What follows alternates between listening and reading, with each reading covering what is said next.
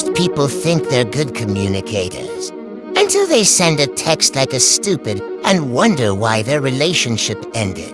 Or they bomb a job interview because they said, I'm passionate about things. The truth is, communication isn't just talking. It's the skill that decides whether you get the job, the girl, the promotion, or just stay the nice guy with potential today. I'll explain why communication is the most important life hack, and how you can master it even if you currently sound like Siri with anxiety. So let's start why communication matters everywhere. Let's start with your career. You could be the smartest guy in the office, but if you can't explain your ideas clearly, guess what? The louder, more confident guy gets promoted while you're still training the new intern. In relationships, communication decides everything. Most couples don't break up because of cheating. They break up because one said, "I'm fine," when they were absolutely not fine. And goals. Communication with yourself matters too.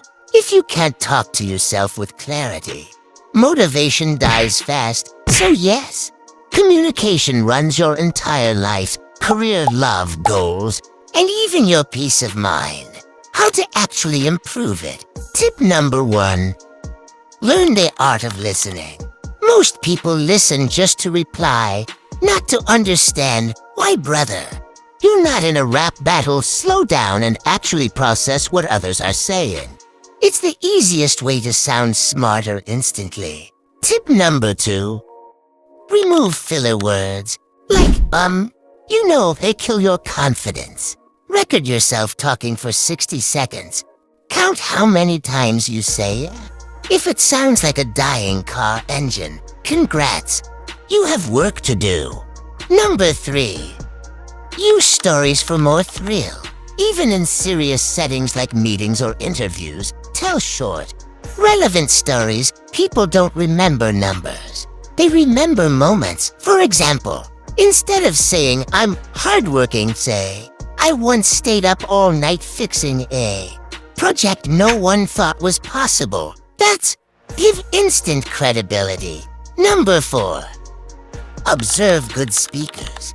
Watch TED Talks, late-night hosts, or even stand-up comedians. Comedy, by the way, is just high-level communication disguised as jokes.